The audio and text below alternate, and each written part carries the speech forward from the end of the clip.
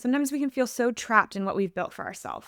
It's like, these are the decisions I made to get to this place. I already made the decisions. I'm here. But that's only true if motherhood, if this season is the final form. And it's not. Welcome to the Sparkle Project. I'm Emily, a divorced mom of two on my own journey to shine a little brighter. This podcast is here to help you protect your sparkle amidst the chaos and impossible expectations of modern motherhood. If you're a mom ready to choose yourself and shine, you are in the right place. Let's dive in. Welcome back to the Sparkle Project. It's me, Emily, and it's just me here with you today. This episode is all about how you are allowed to change. And I know that might feel like kind of a duh statement. Like, yeah, we're allowed to change. Okay, cool. We've heard it. But the thing is, in motherhood in particular, we often can feel like we are pigeonholed into whatever life we chose for ourselves or whatever life we ended up with, and that there's not a whole lot of wiggle room for change to happen. Or maybe we're not supposed to be wanting that change or doing anything for that change. But again, you are allowed to change. You are allowed to change your mind. You are allowed to change your identity. And you are allowed to change your life. Motherhood is kind of sold to us as the end goal, this like final form that we meet. It's almost like once you have kids, you're supposed to kind of have it all figured out and that your life is now set in the way it is. And logically, we know that's not necessarily true. Like, first of all, in the actual experience of motherhood, there are changes and developments. Like, our kids are growing. Even thinking about like the moment they're born and through that first year, like they are changing so much. Of course, the experience is going to change through that time period. And we zoom out to the whole of raising our kids and can acknowledge these different seasons. Like, we have our toddlers at home, and then they're going to school, and then they become these more sentient, independent human beings, and they go to high school, and like everything's changing. Of course, our experiences are going to change along with them. And we also know that eventually the goal is that our kids will grow and be independent enough to leave the home and to continue living and developing beyond that. So of course, it's not just like the moment you became a mom, this is your life now. Again, logically, we can get that. But still, that initial idea we tend to have about motherhood as the final form sticks with us. I almost think of it like the reality of the situation is that we are continuing to grow up alongside our kids. Like, we are humans. If we think about our life, I don't know, you think about a 90-year lifespan. We think about, okay, you're going to live to be 90, which who knows how long we're going to live. And let's say you have kids at 30, just making up numbers here. Okay, so 30, you still have 60 more years of that 90-year lifespan. You don't just stop growing up as soon as you birth a baby or as soon as you have a baby enter your home and you're a mom now. Like, you don't just stop there. That's not your final form at 30. That's ridiculous.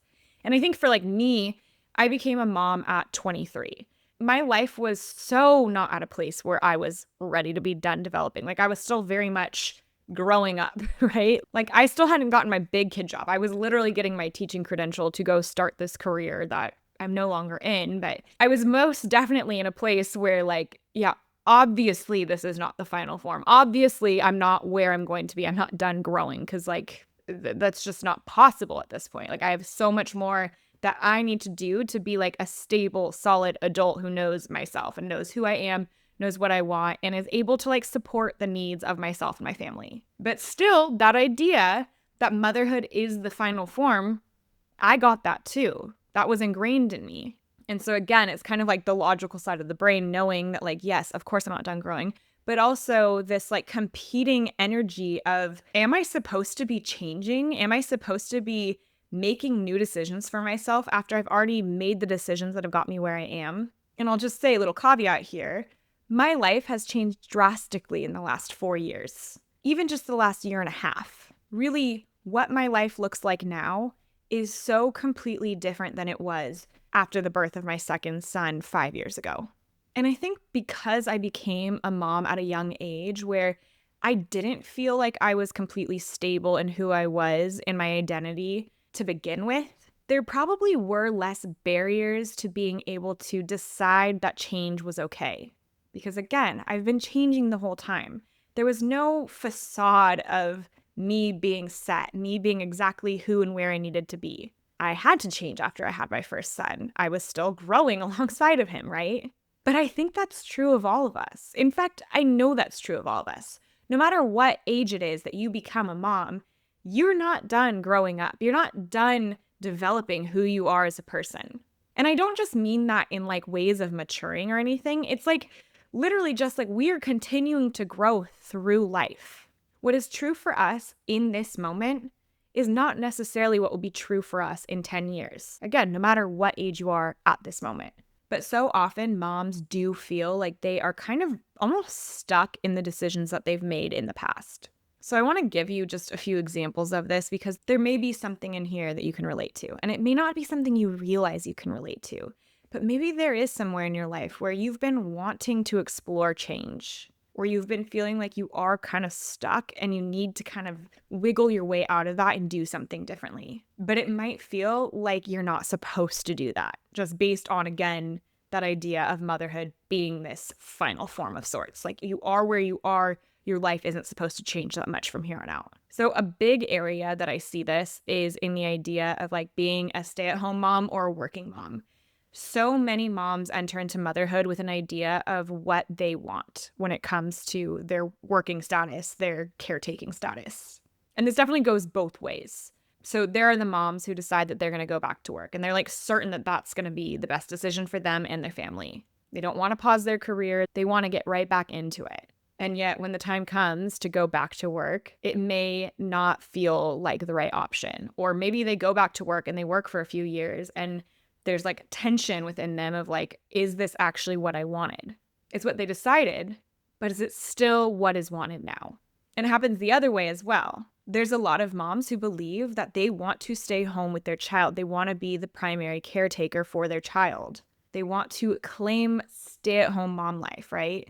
And then they get into that role and they're home with their child all the time and maybe have another baby and they're home with both kids. And there maybe is this dissatisfaction starting to bubble up of feeling like they want something outside of motherhood, perhaps even a career outside of motherhood. Even though before becoming a mom or in those early months and years of motherhood, they were certain in the choice they made, their mind has kind of started to change. And again, there can be tension there. There can be this feeling of like, I made a decision though, and I made the best decision for me. I shouldn't be changing at this point. It's not always explicit. It's not always even really conscious. But it's like if we really consider all the options for us and really understand what we value and take all of that into consideration in the decisions we make for ourselves, it can feel absolutely just like mind-boggling and not even like something you can fully comprehend when you do get to a point where you're thinking something different. Things have changed. But I want to normalize for you. Changing your mind is normal for so many reasons too. First of all, when you made your initial decision, you didn't have all the information for what that was going to look like right now.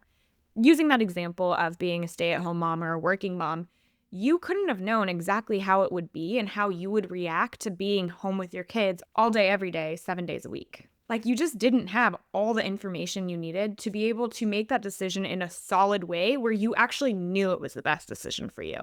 So yes, maybe you are staying home with the kids and it ends up being exactly what you wanted it to be.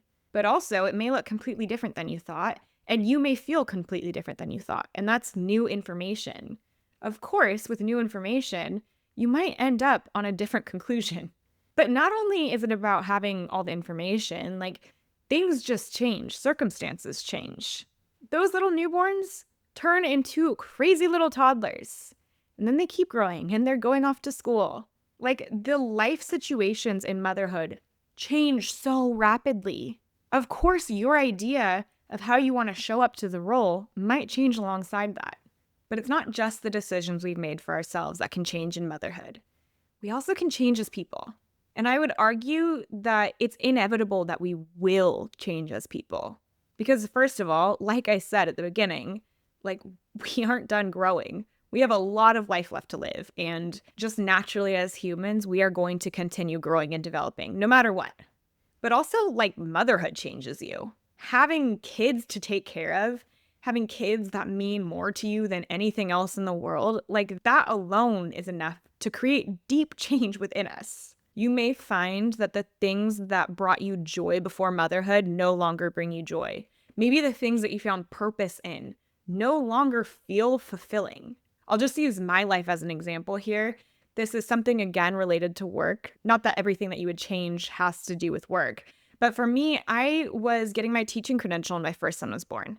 Now, I will say that when I decided to become a teacher, I wasn't like solidly committed to doing that for the rest of my life. It was kind of like, I don't know what I want to be. This is good enough. Like, I'm going to do it. But pretty soon after I started that career and got more information about it and realized, this is not what I want to be doing, I ended up leaving that career, even though it was like a stable career that's good for moms to have. I ended up leaving that for a much less stable option of being an entrepreneur and seeking work on my own at home.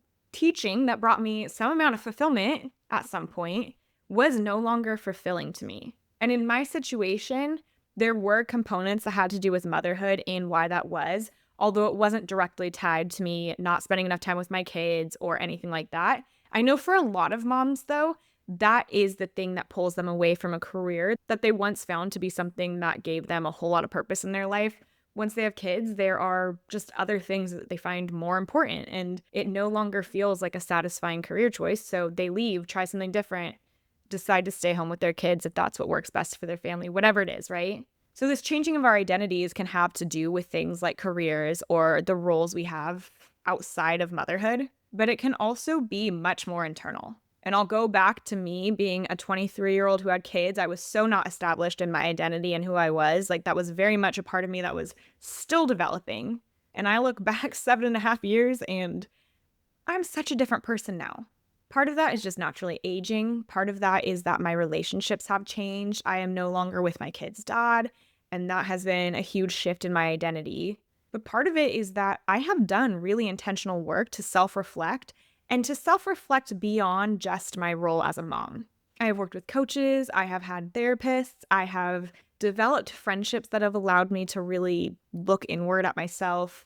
I have done a lot of learning about who I am in various ways, and I've taken risks on myself that have allowed me to figure out what it is that I really value in life, what it is that really gives me purpose. Not all those risks have paid off in the way of like, oh, that was a great choice for me, but it at least gave me more information to change what I wanted or what I was going for. Our identities tend to be so wrapped up in our roles and the things that we bring with us from childhood. I mean, like the idea of being a good girl or a perfectionist or a high achiever. Like, we bring a lot of those things with us. And motherhood can serve as kind of an interjection in having to look at those identities. But also, again, it can also just be a natural part of growing up, is that you grow out of some of those identities. And while you may feel like you're supposed to hold on to them for dear life, it is absolutely okay to change who you see yourself as. And then the last piece here is that you are allowed to change your life. Again, whether that is a career change, whether that is deciding that actually you want to move back to your hometown to be closer to your family. Or maybe it's deciding that your marriage isn't working for either one of you and taking steps for a new life in that way. Sometimes we can feel so trapped in what we've built for ourselves. It's like, these are the decisions I made to get to this place. I already made the decisions. I'm here. But that's only true if motherhood, if this season is the final form. And it's not. There is still time for you to choose something different. There is still time for you to change. You can learn a new skill. You can dye your hair a weird, crazy color. You can get a divorce. You can move to a new city.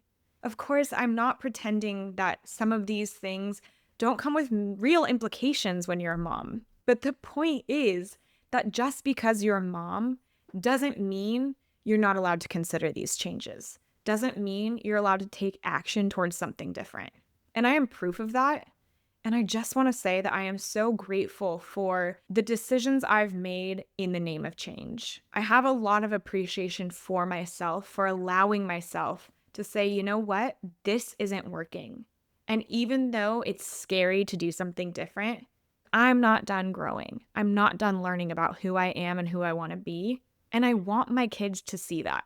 I want them to know that I am always doing what's best for me and for them in that moment with the information I have. And sometimes that means doing things differently than I was. Sometimes that means life is going to look a lot different than it does right now. There's no shame in that. In fact, I think that's something to be proud of. So, the takeaway, you are allowed to change. You are. Hold on to that because you're deserving of whatever it is that's going to bring you the most joy, the most fulfillment, and just whatever it is that you want out of this life. And as a young millennial, or zillennial as I like to call myself, YOLO. I'm sorry. You only live once. Really. That's what it comes down to. The decisions you've made in the past don't have to define what you're doing moving forward.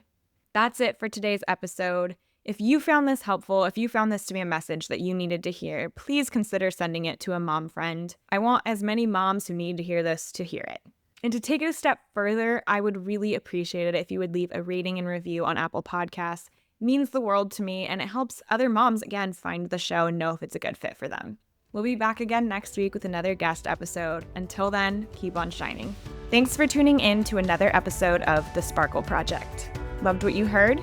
Share this episode with a friend, and don't forget to leave a rating and review to show your support for the show. We'll be back next week with another episode. See you then.